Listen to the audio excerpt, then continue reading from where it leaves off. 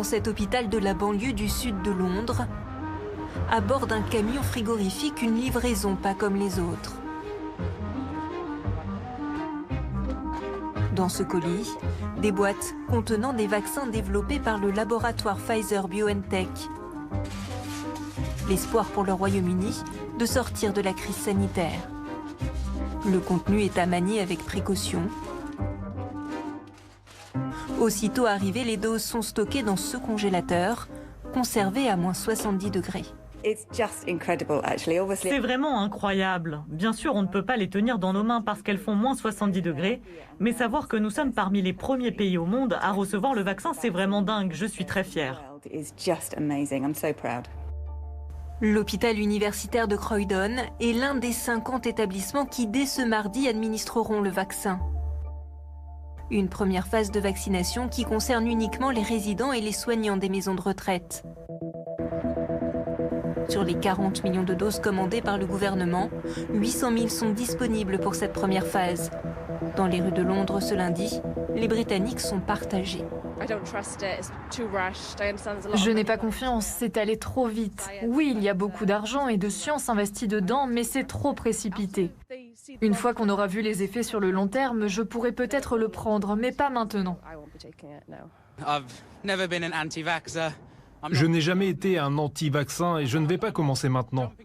Je ne vais pas non plus me jeter dessus parce que ça ne me fait pas vraiment peur d'attraper le Covid. En revanche, si la vie devient plus facile avec le vaccin, je le prendrai sans souci. Selon le ministre de la Santé, 1000 centres de vaccination vont être organisés dans tout le pays.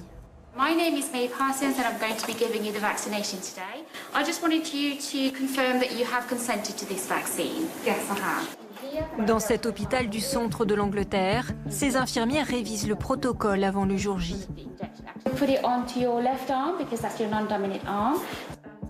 Avec cette campagne de vaccination par étapes, le personnel mobilisé le sait, il s'engage dans un marathon.